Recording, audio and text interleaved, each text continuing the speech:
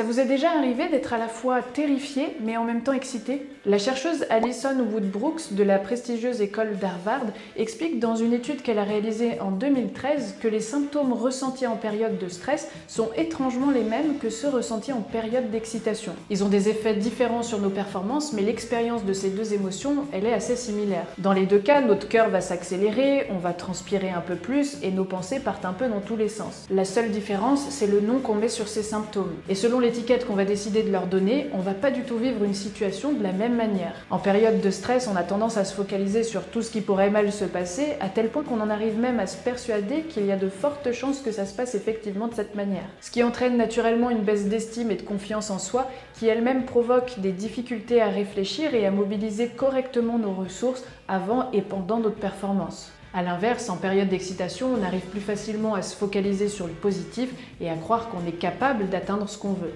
Clairement, si on choisit de penser que ce qu'on ressent c'est du stress, ça va pas forcément être très agréable, tandis que si on se dit que ce qu'on ressent c'est de l'excitation, ça sera quand même beaucoup plus cool.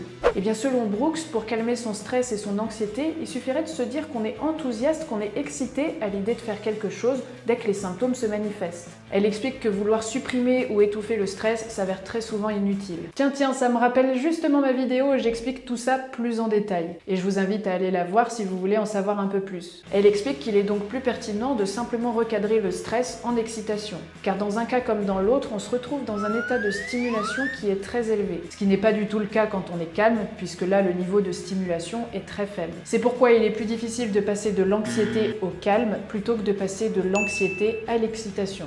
Pour tester ces hypothèses, elle a recruté 113 personnes, 54 hommes et 59 femmes qui avaient tous entre 20 et 30 ans et qui étaient rémunérés 5 $ pour leur participation. Et ils pouvaient même gagner jusqu'à 5 $ de plus en fonction de leur performance durant l'étude. L'étude est très simple, les participants devaient jouer à Karaoke Revolution Glee sur la Nintendo Wii en chantant la chanson très connue Don't Stop Believin' de Journey.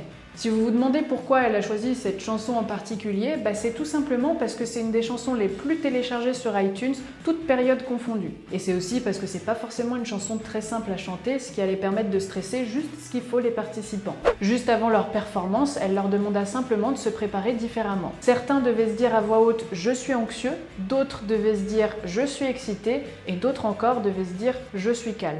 Ils devaient ensuite essayer de croire qu'ils ressentaient réellement l'émotion qu'on leur avait assignée aléatoirement. Elle leur annonça ensuite qu'ils allaient devoir chanter les uns en face des autres, histoire de rajouter encore un petit peu plus de stress. Juste après leur performance, on leur demandait à quel point ils s'étaient sentis stressés quand on leur avait annoncé le titre de la chanson qu'ils allaient devoir chanter. Une grande majorité a avoué s'être sentie anxieuse à l'idée de la chanter. Mais ceux qui faisaient partie du groupe qui devaient se dire « je suis excité », ils déclaraient justement qu'ils s'étaient sentis excités à l'idée de le faire.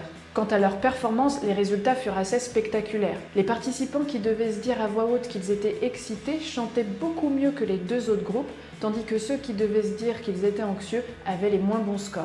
Et la chercheuse ne s'est pas arrêtée là, elle a testé ses hypothèses dans deux autres conditions avec de nouveaux participants. Elle a créé une situation où ils devaient parler en public et tenter de convaincre l'auditoire qu'ils étaient de bons partenaires de travail, et une autre où ils devaient faire un exercice de maths en un temps limité. Et là aussi, les performances chez les personnes qui devaient se dire « je suis excité » furent bien meilleures. Dans la première expérience où ils devaient chanter, leur performance était meilleure de 17%. Dans la deuxième expérience, ils étaient plus convaincants à 17%. Et dans la dernière, ils ont mieux réussi le test de maths à 22% comparé à ceux qui devaient se dire « je suis anxieux » ou « je suis calme ». À mon avis, ce qui fait que cette technique est efficace, c'est parce qu'elle ne cherche pas à lutter contre le stress, mais au contraire, elle l'accepte simplement en lui donnant une nouvelle signification. Au lieu que ce soit perçu comme étant négatif, on transforme les symptômes en quelque chose de positif. Je vous expliquais déjà dans ma vidéo, le stress c'est bon pour la santé, que le problème c'est pas le stress, mais c'est la perception qu'on a de lui qui va faire toute la différence. Et si vous ne l'avez pas encore vu, je vous invite là aussi à aller la voir. Si on pense que c'est pas bien de stresser, il y a de fortes chances que le corps réagisse mal, tandis que si à l'inverse on perçoit ça comme quelque chose d'utile, la réponse du corps est beaucoup plus saine. Je vous invite maintenant vous aussi à tester cette technique. À chaque fois que vous ressentez du stress, dites-vous que vous êtes excité à la place. Et n'hésitez pas à me dire dans les commentaires comment ça s'est passé pour vous. Et si vous avez apprécié cette vidéo, n'hésitez pas à la liker, à la partager autour de vous pour aider d'autres personnes à mieux vivre leur anxiété. Et si ce n'est pas déjà fait, je vous invite aussi à vous abonner à ma chaîne pour ne pas louper les prochaines vidéos. Et je vous dis à très vite.